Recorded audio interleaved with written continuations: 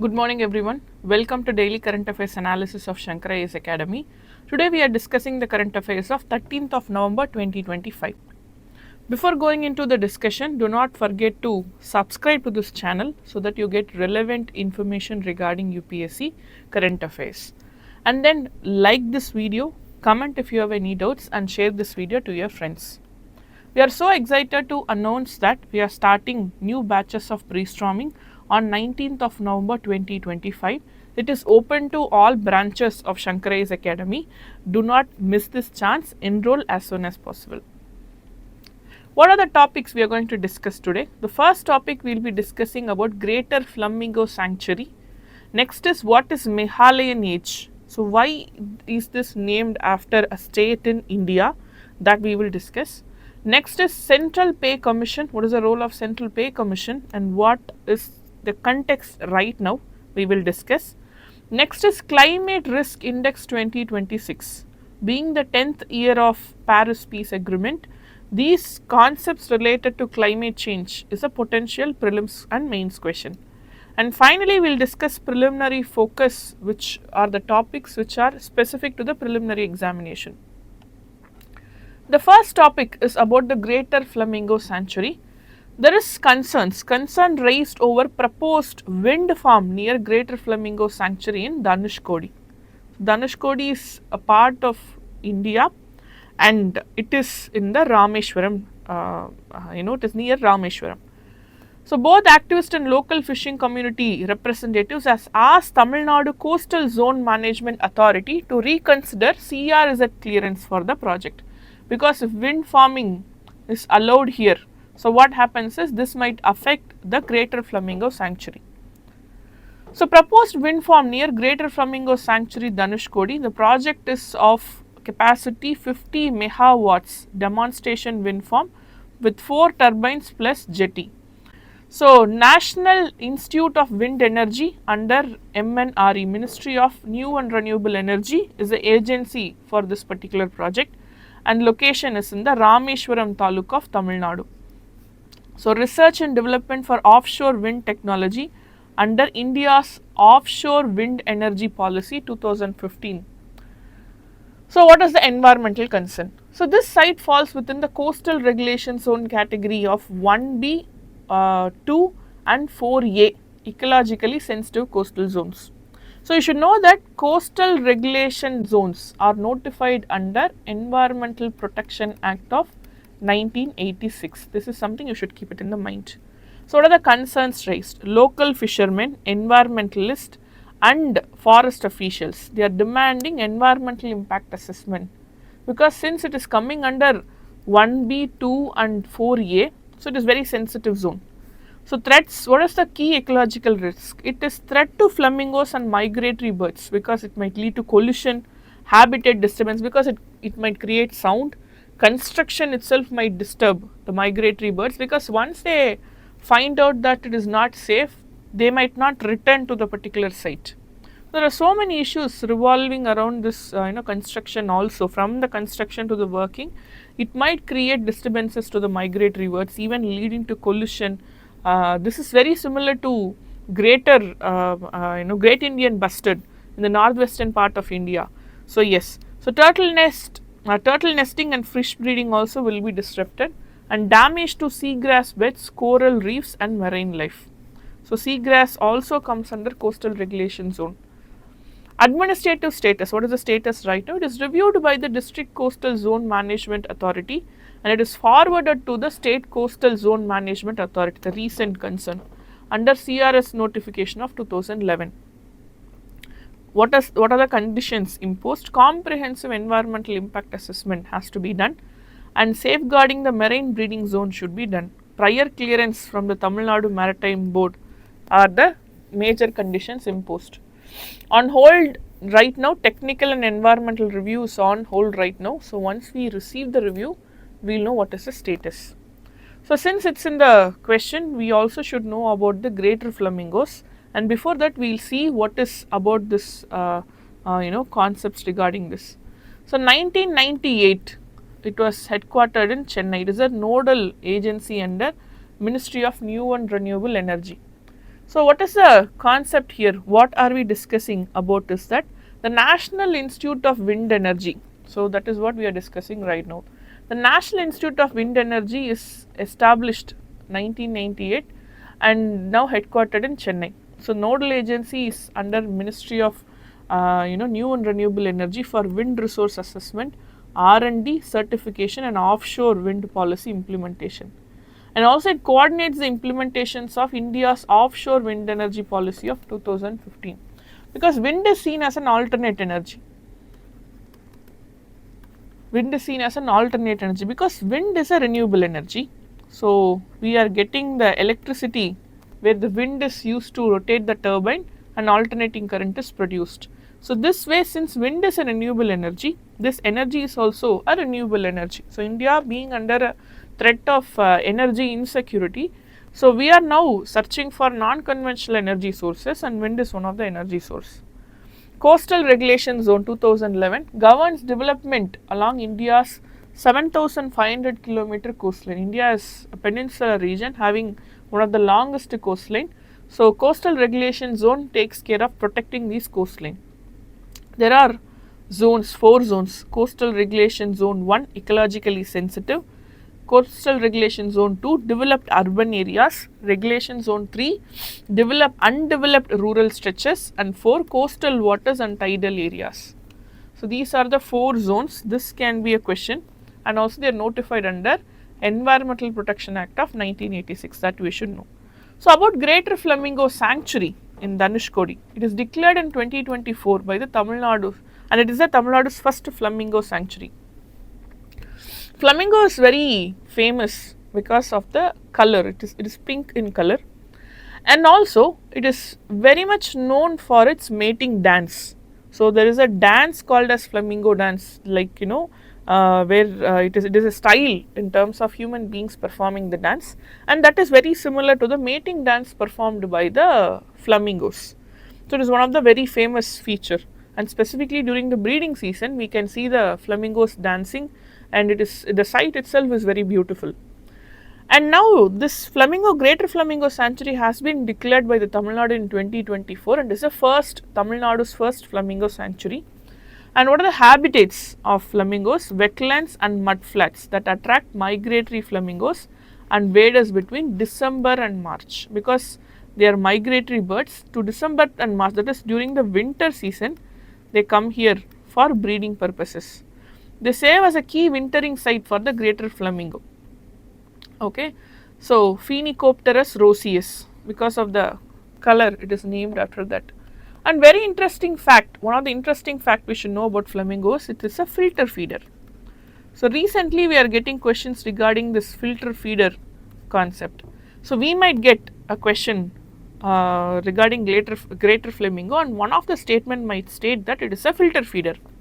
We might think that filter feeder, how is it possible? Generally birds either are frugivorous or they they are predators, something as such. But what is filter feeder basically is that filter feeder is generally water is taken in and the contents of water are filtered, and what happens is that the contents of the water is consumed and the water is sent out. So here what happens in the flamingo, we can see the picture of the flamingo. So we can see the mouth here. The mouth is somewhat this shaped. So it is not like other birds' beak, it is of this shape. So when the flamingo is like bending its head, and what happens, this is a water level and the beak is kept this way under the water. So what happens, they take in water, they filter the contents, diatoms, algae and other planktons in the water, and that is taken by the flamingo and the remaining water is sent out. Thus flamingo is a filter feeder. So you can see this question in 2021 was asked. So this is a PYQ in 2021 which asks which are the following is a filter feeder. So answer is oyster. Oyster is a filter feeder because catfish, octopus, pelican, they are all carnivores. They are not filter feeders. They hunt and they feed on the other species, but oyster is a filter feeder. Oyster is nothing but it looks like this shell. So what happens, it closes in general. When it wants to consume, it opens. So water enters inside, then it closes back. The water is filtered out and the remaining contents are taken in. This is how it is a filter feeder. We'll go to the next topic. Next topic, scientists say that we are in Meghalayan age. Here is what it means for the planet. What does Meghalayan age mean? Why are we naming it as a Meghalayan age? We'll discuss. So Meghalayan age is the youngest geological age on the earth. So what happens generally, we divide the history of earth into different geological ages based on various changes. So when do we name it as a age is that something changes, so we name it as age. So it can be because of climate action. So many things will will change on the earth's surface.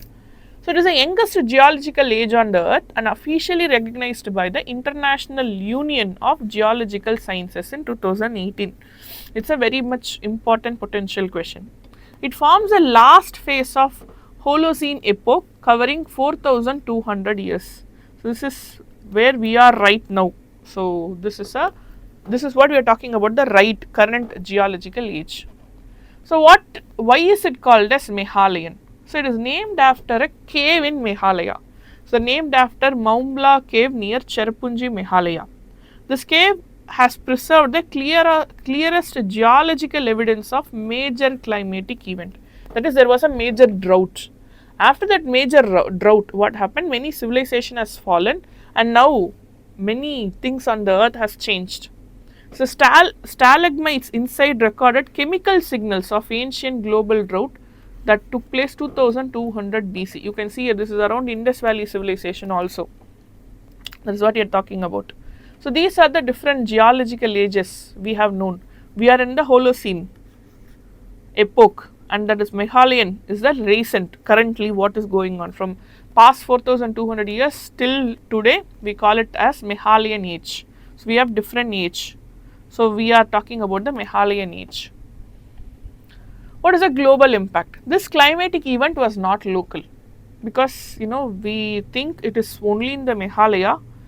But why are we naming it as Meghalayan age throughout the world? Is we are seeing the evidences of similar preservations in the other parts of the world also.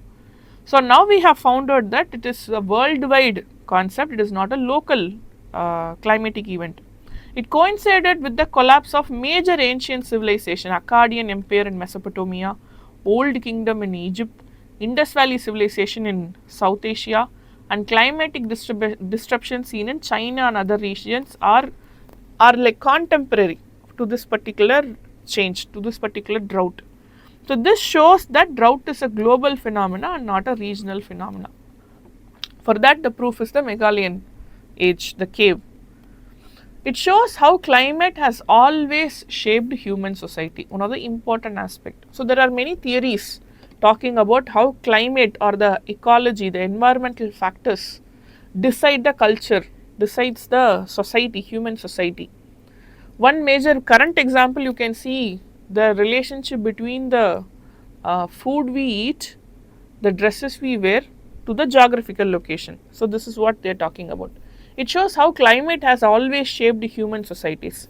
Civilizations adapted, migrated or collapsed in response to climate stress.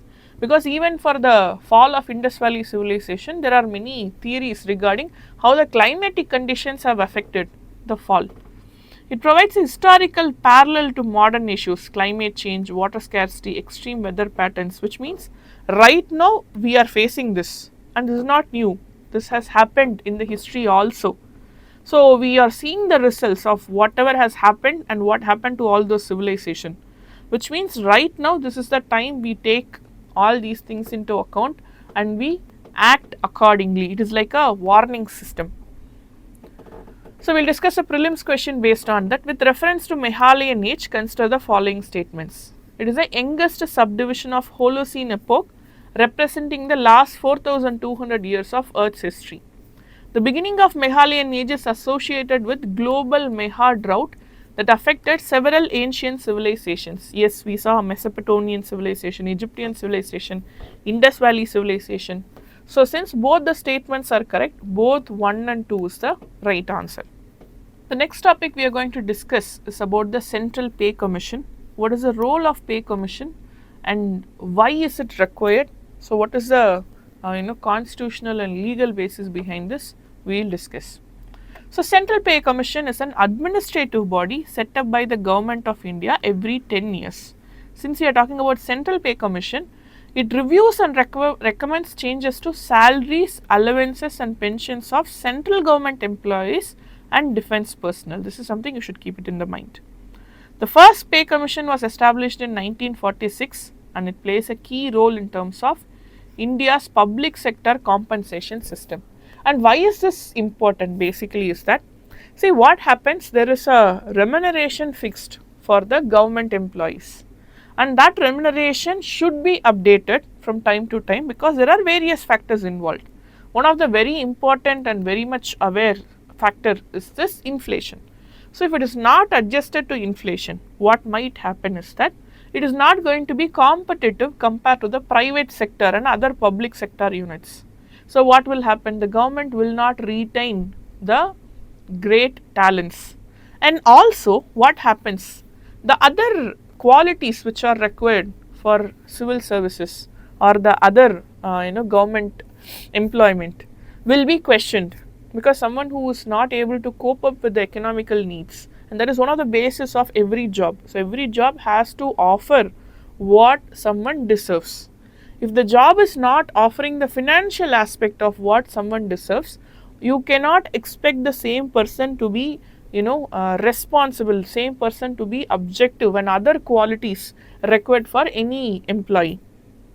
So this pay commission's the major objective is to adjust, to change, to update the remuneration compensation for the government employees so that it is competitive and it retains the important retains the talent pool within the government sector.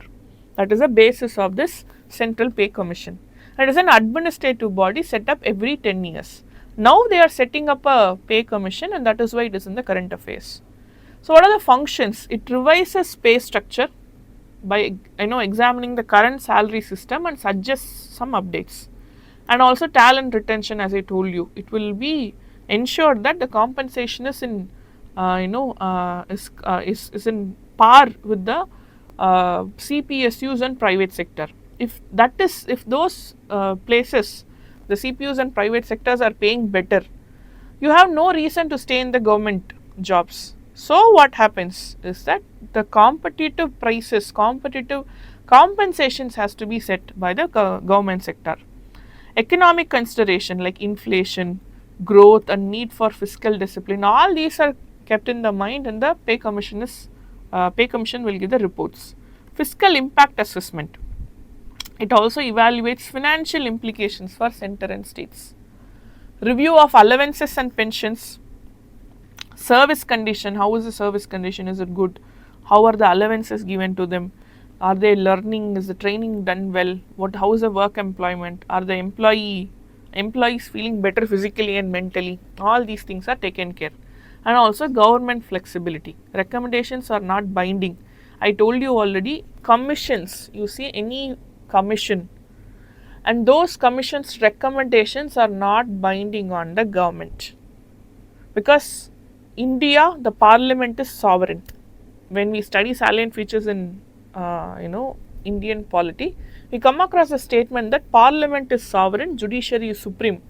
What do you mean by parliament being sovereign is that the other institutions, the other entities, what they can do is they can give suggestions to the government.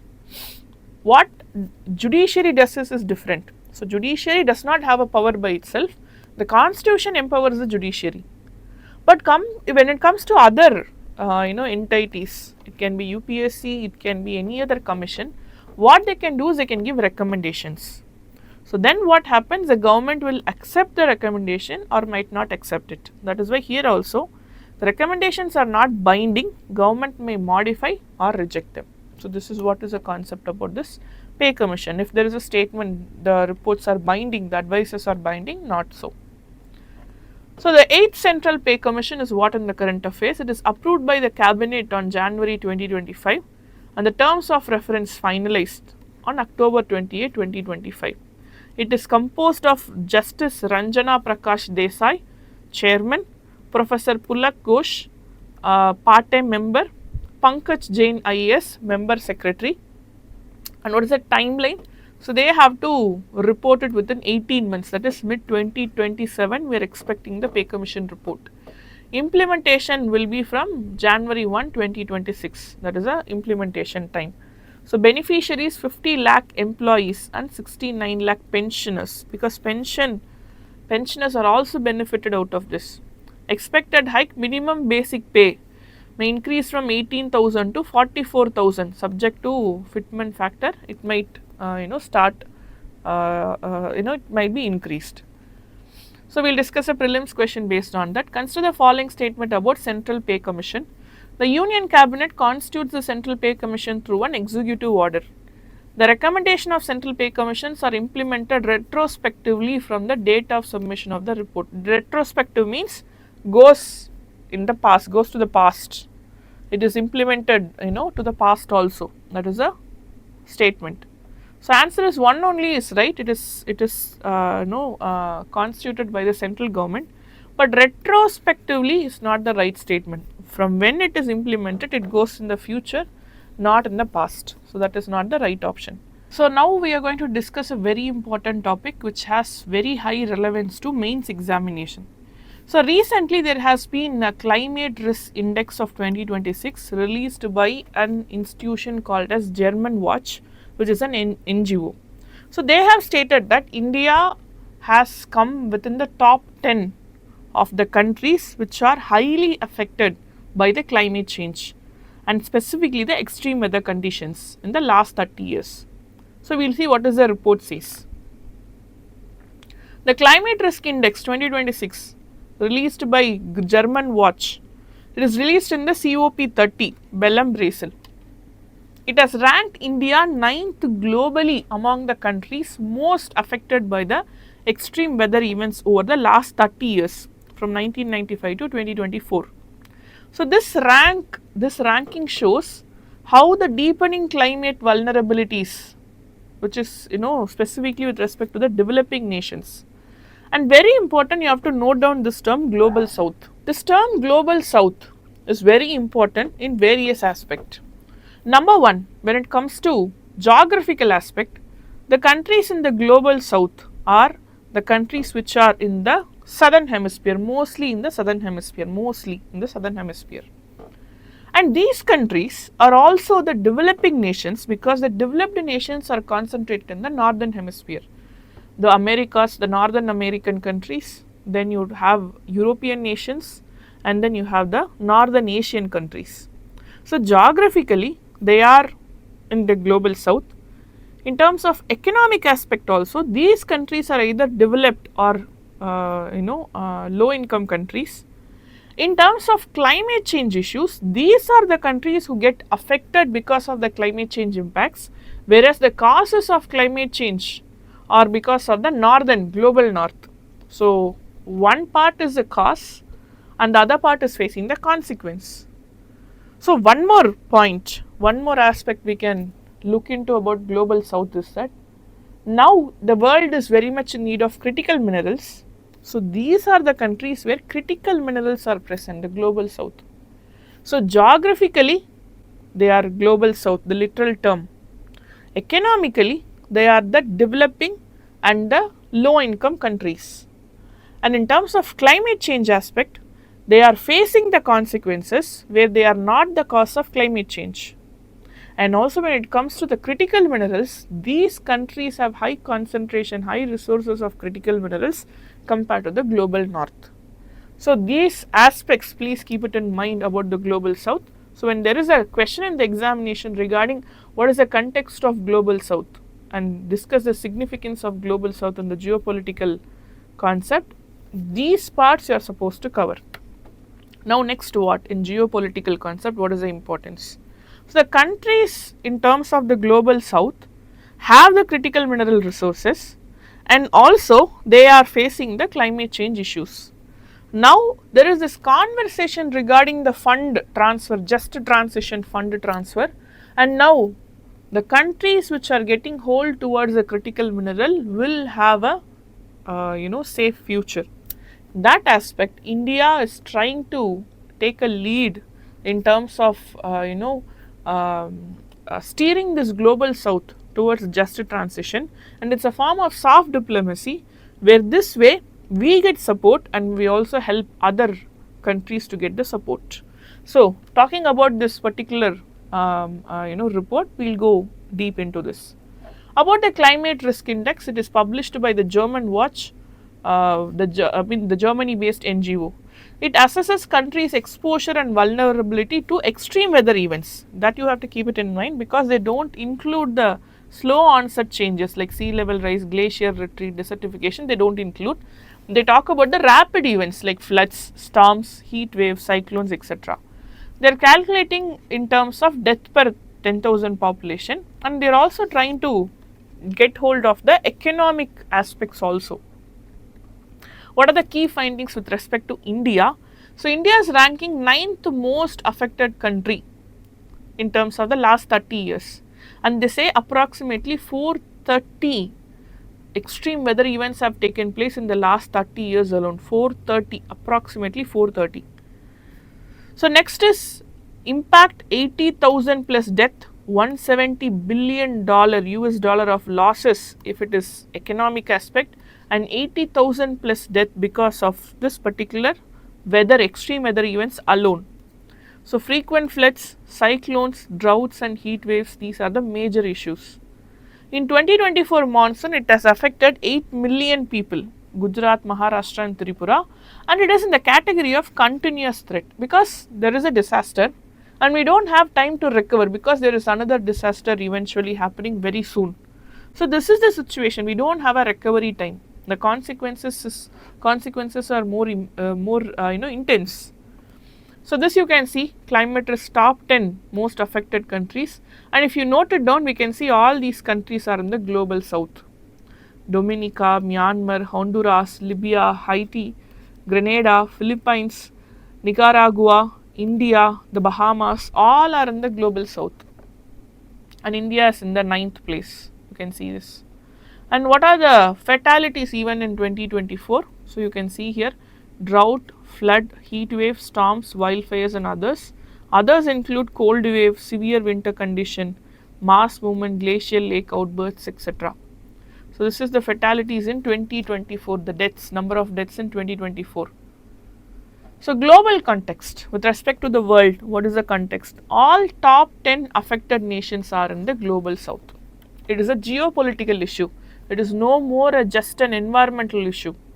Top 3, Saint Vincent and Grenadines, Grenada, Chad.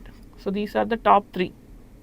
Global toll 1995 to 2024, 8.3 lakh deaths because of this extreme climate events and 4.5 trillion economic losses. It is almost similar to a country's GDP. 9,700 extreme weather events worldwide, 9,700, almost 10,000.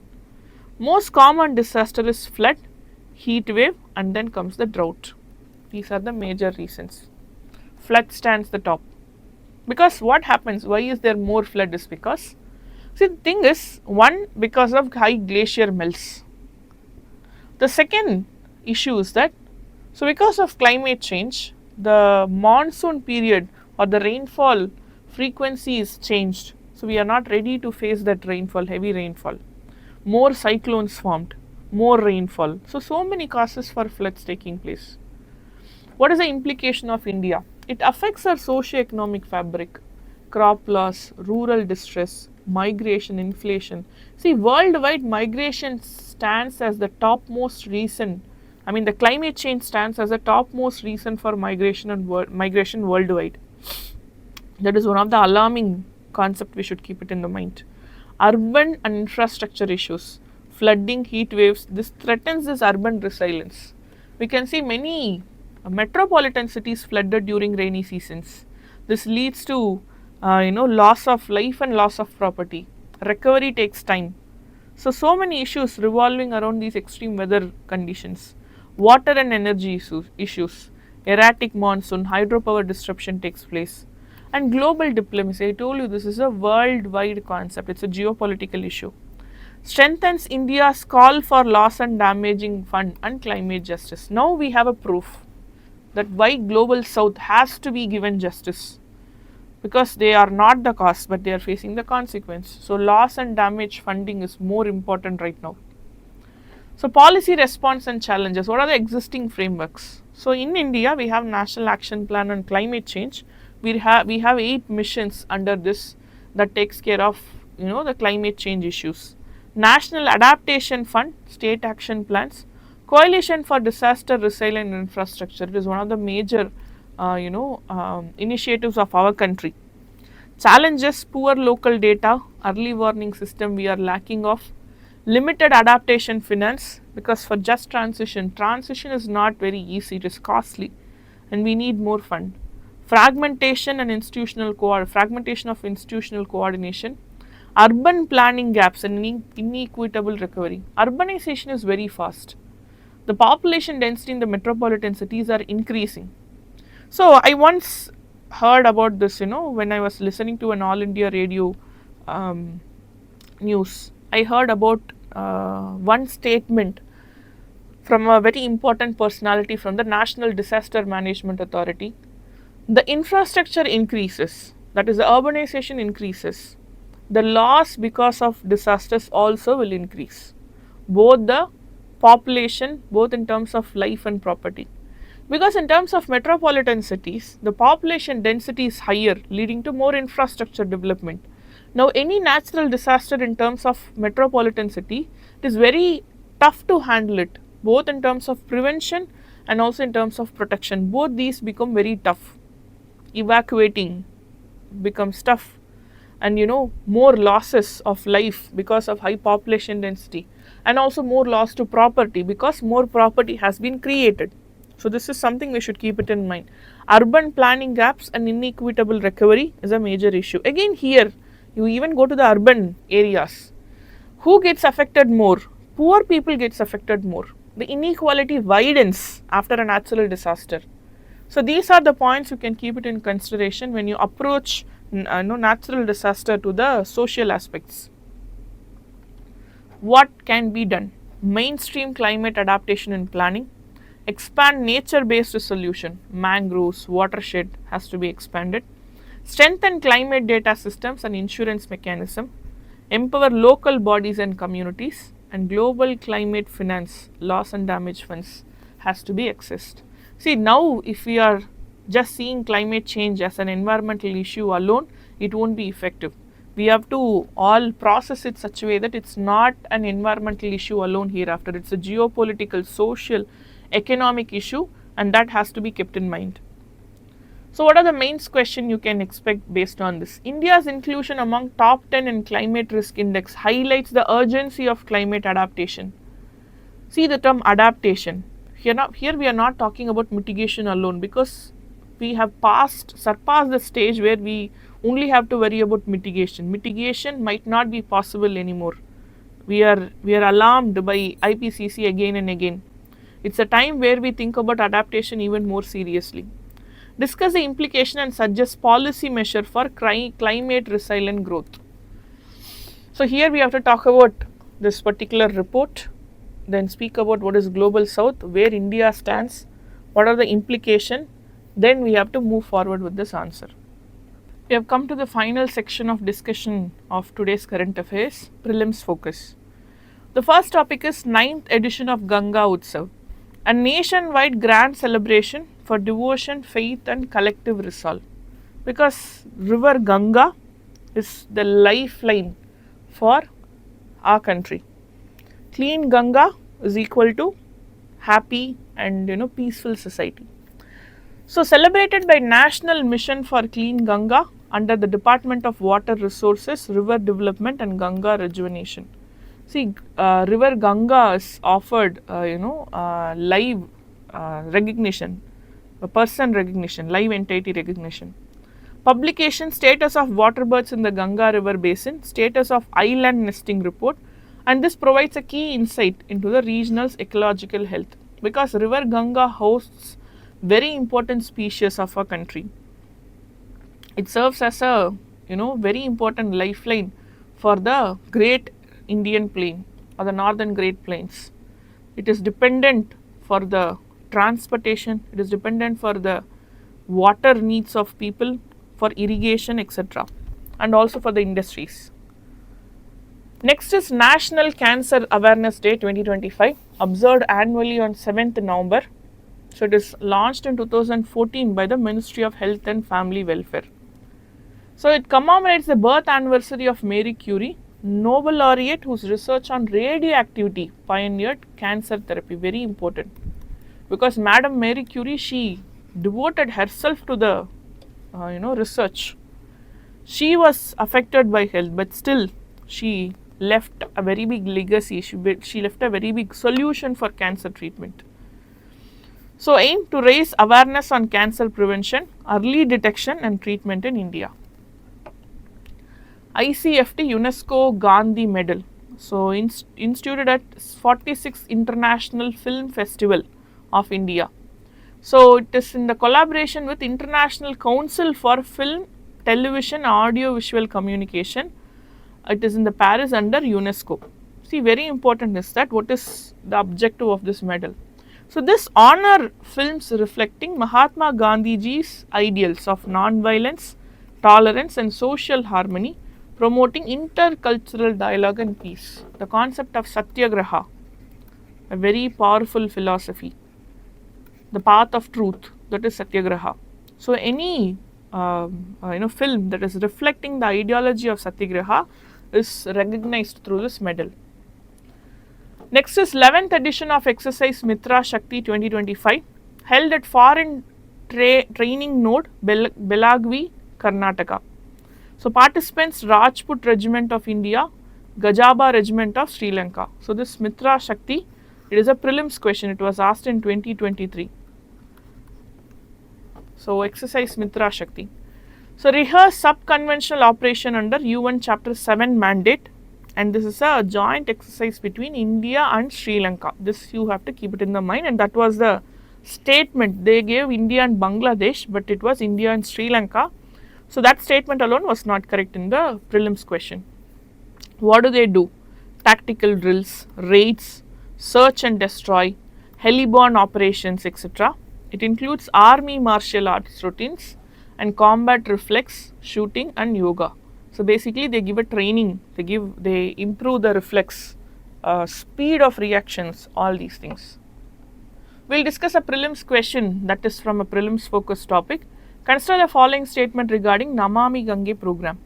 It is an integrated conservation and pollution abatement program launched in 2014 under the Ministry of Jal Shakti. The National Mission for Clean Ganga is the implementing agency of this program. Both the statements are correct. Both 1 and 2 is the right answer. So we have successfully completed today's discussion.